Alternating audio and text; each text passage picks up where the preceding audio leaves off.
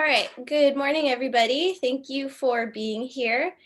I'm Breanna. I'm a graduate student at UC Davis, and I study raptor ecology, and I work with several species in farm habitats. And so I'm going to talk about raptors and their vertebrate pest control and how to attract raptors to properties today.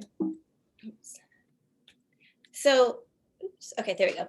So I want to start out by talking about this idea of conservation and working lands and things that we know that are beneficial to and help promote other beneficial wildlife species in these spaces, like crop diversification, increasing and maintaining natural habitat, are also going to be good for beneficial raptor species.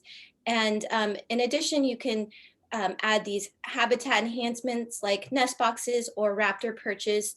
And I saw a question in the chat about if birds prefer these. And it's not that they necessarily prefer them, it's just that with our current management, often these nesting sites are limited. And so we can increase raptors by increasing their these nest boxes and other things that they can use that might be more limited in the environment. And so I'm going to first start out by talking about barn owls and then American kestrels and then just raptor perches in general. And so this is a long list of many species of hawks, owls, falcons, eagles, hares, and kites, all raptors that do provide valuable natural pest control in an agricultural setting. And that's predominantly because they prey upon common species, things that might be pests in agriculture. So small rodents, gophers, voles, mice, rats, and some species will specialize on more of a small to medium-sized mammal like ground squirrels. And there's also specific raptors that focus on birds exclusively. So they are really good for helping with songbird or pest songbirds in crops. But I want to focus on barn owls because they're really considered a farmer's best friend. And that's for many reasons and characteristics that this species has. And so they're found nearly worldwide and easily attracted to nest and roost in artificial boxes. They have really high reproductive rates, so they can have up to 8 chicks per nest. And in temperate areas, they may even nest up to 2 times in a breeding season. And so that's a lot of hungry mouths to feed, especially during those spring and summer months when rodents can be really active.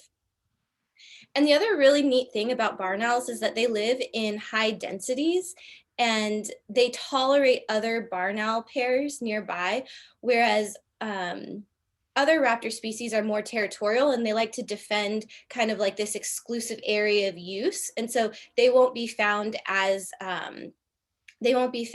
in as high densities on the landscape. We did a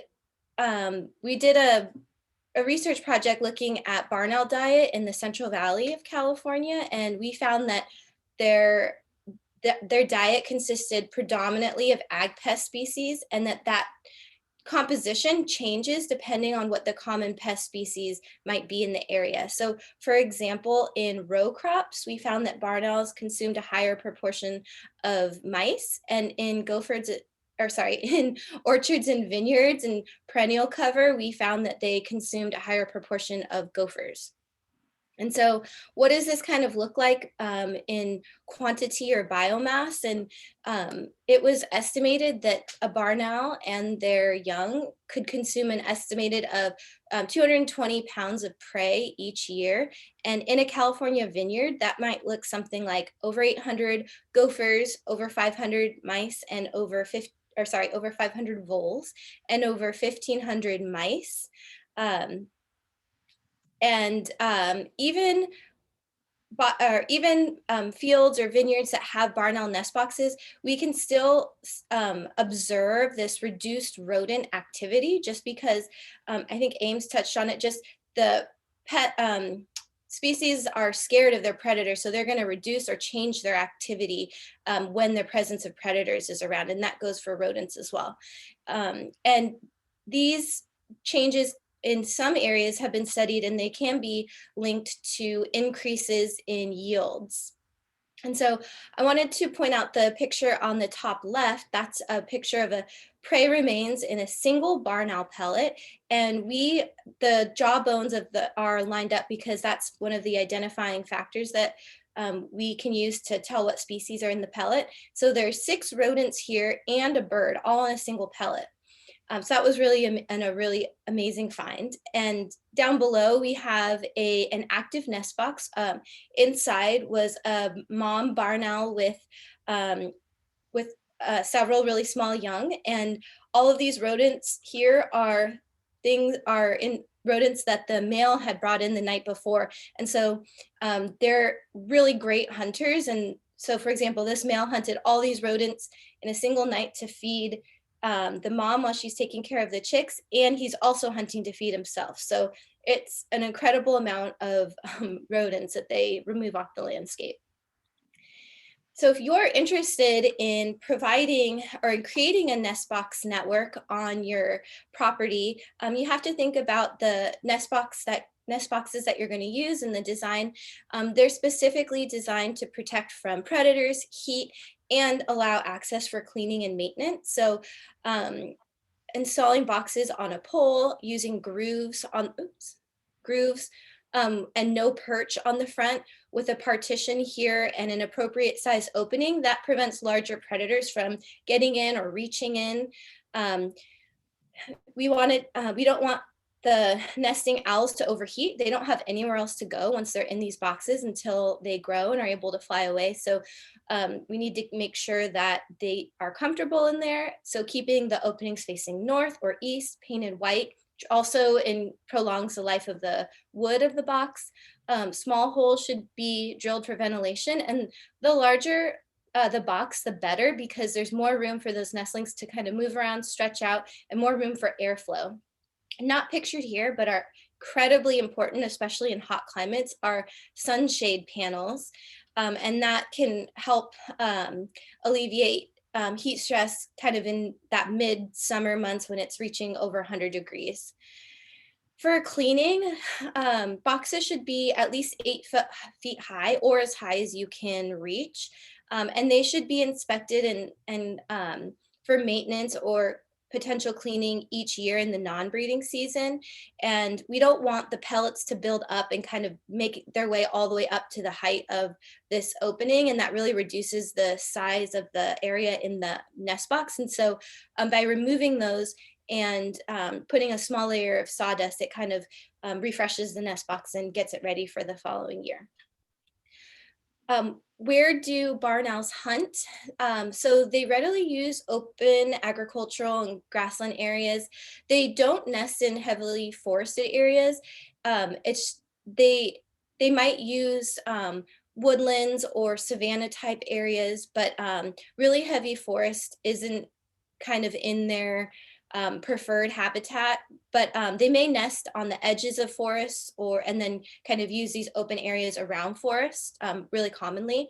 And their hunting has been shown to occur in and around crop fields, and that can be beneficial so even if they're not hunting directly in the field, they can prevent immigration of pests to farm fields just by reducing the overall rodent populations in the surrounding area. Barn owl boxes can be as close as 50 meters apart.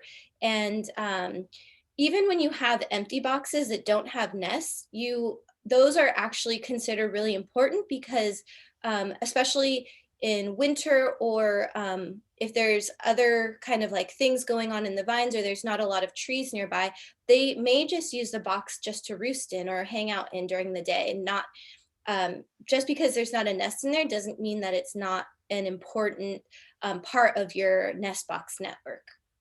And the more you have, the more readily they're going to be found by dispersing owls and kind of helping to establish a population on your property.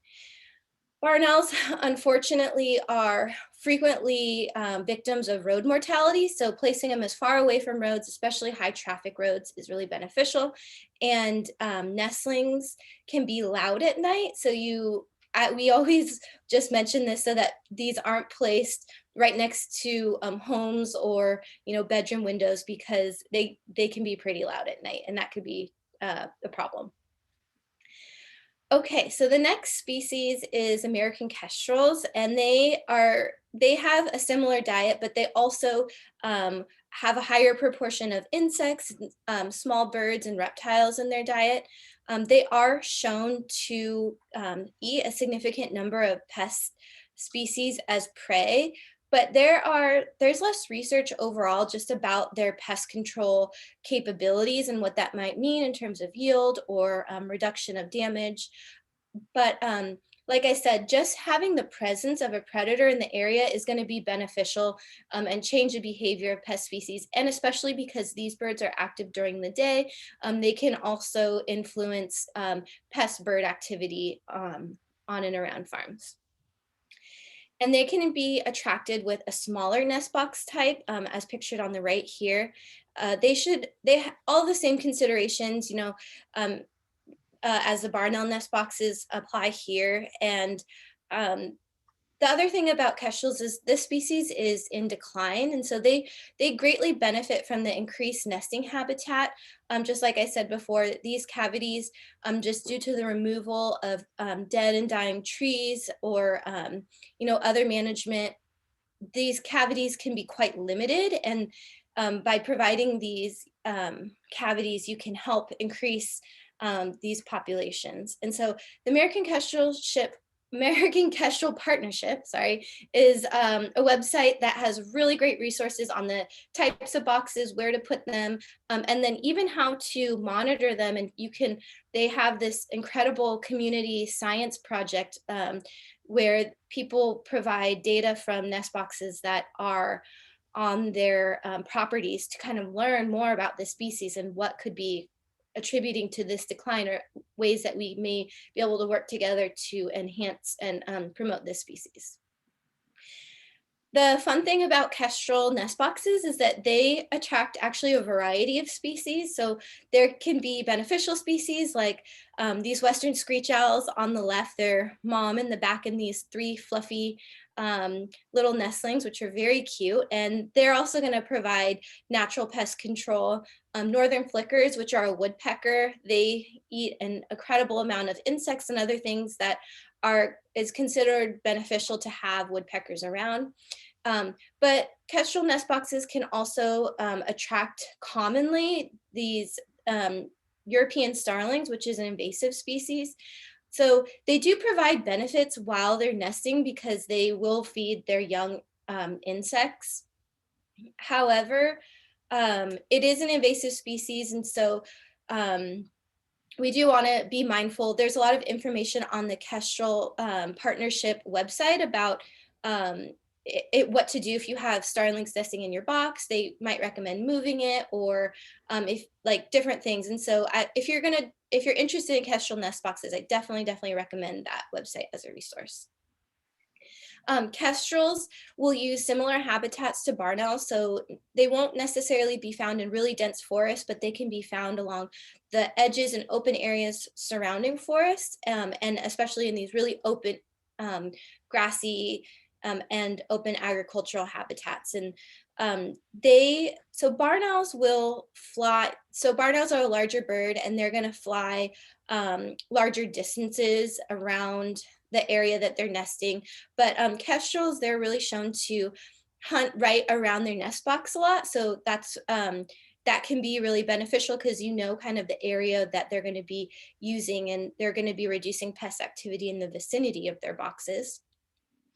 And they are more territorial, like I was saying, so they don't need to be placed as densely as barn owl boxes. They can be spread out a little bit more. We commonly get this question: how long will it take for barn owl boxes or any nest boxes to be occupied? And what's great is, like for example, what Ames said, that the nest boxes get found right away and used. but that's not always the case. It could take longer. So it just depends kind of on the area and the barn owls finding or kestrels finding these boxes and once they find them, they'll begin to use them. But we recommend installing them in summer or fall, and so that way they have kind of this over winter and like period to start to find, and barn owls will begin to kind of claim their nest box with their partner in, as early as December and January. And so just providing that time and being patient is really important.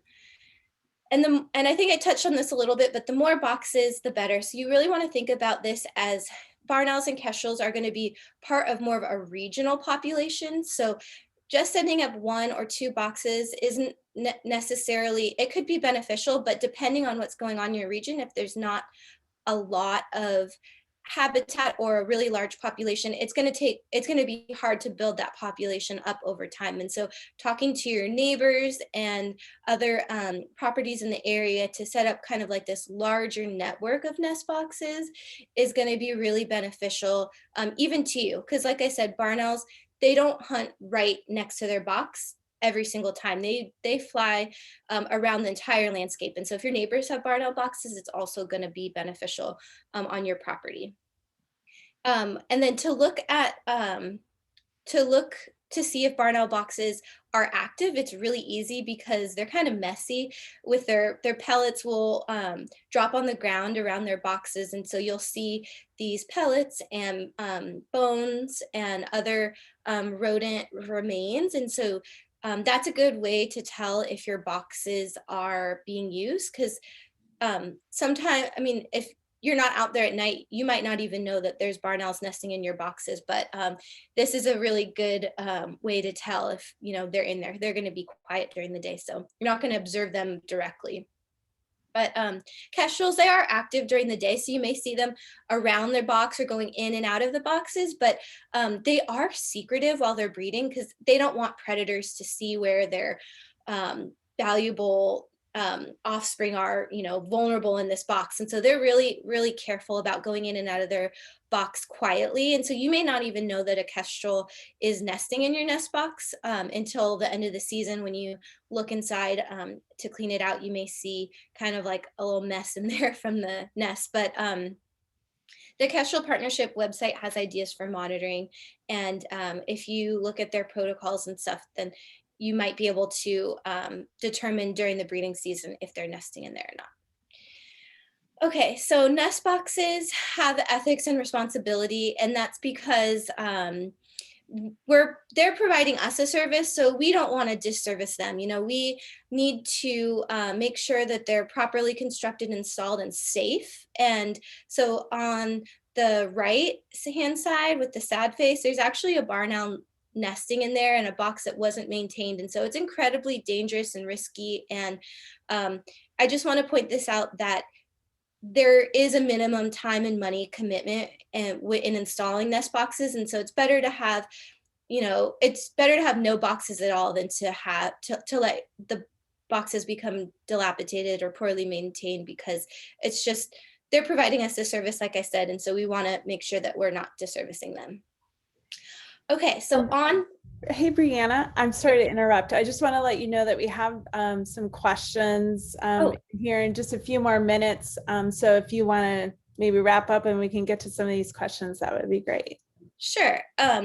So I have, I think, one or two more slides. So I can talk about perch construction really quickly, just that they should be 10 to 15 feet tall and placed with a wooden crossbeam so it doesn't burn their feet, and placed in open areas. These perches are shown to be used more often, but other things like trees and natural habitat can act as really good perching substrates. And then lastly, just that natural predators aren't ever going to deplete rodent populations to zero. It just doesn't work that way in nature often. And so they're considered part of an integrated pest management strategy. And so one thing I want to point out is that when we do use things like rodenticides, they can enter the food web and then ultimately cause mortality or other effects to native wildlife and things that we're trying to promote. So it's something to just keep in mind in terms of an integrated pest management strategy. And I just wanted to end with saying that, thinking of working lands and conservation together and promoting these natural wildlife species is a win-win. And so, yeah, I don't have the chat pulled up, but are you going to ask me the questions? Okay, I can answer them. Great. So the first question is just about placement of owl boxes. And someone is wondering if you can put owl boxes on buildings. So I think that one thing about owl boxes, if it's, so we have in our downtown Davis, we have barn owl boxes in trees right near buildings. And so I don't think that necessarily the building itself will be a deterrent to nesting. I think they can still find that. Just the one thing that usually happens around buildings is rodenticide use. And so that's, I would say, the main consideration that you would want to have if you're putting barn owl boxes up near buildings is what other types of things in that area that could impact barn owls. Great. And then there was a question about, Ames was answering a question about ground squirrels, and then he mentioned that he didn't know if barn owls hunt ground squirrels. So if you want to just quickly touch on that, answer that question, that'd be great. Yeah, we get that question a lot because I know ground squirrels cause a huge amount of damage. And unfortunately, from our diet studies, we don't see ground squirrels in their diet. It's not that, I think that just in time, ground squirrels are more active during the day and they really hide deep down in their burrows starting early in the evening. And so they're not really out at the same time. But I would say that some of those other raptor species that I mentioned at the beginning will prey upon ground squirrels quite readily. So golden eagles and red-tailed hawks and Swainson's hawks, which they're not present in all areas, but I know red-tailed hawks are really widespread. They love ground squirrels. And so if you do have a ground squirrel problem, I think using raptor perches in addition to barn owl boxes, because barn owl boxes, which I forgot to mention, also make really excellent raptor perches. So you can kind of get a double benefit, right, by doing something like that. But raptor perches can attract the diurnal species over and direct them towards where more ground squirrels might be. Great. Thanks.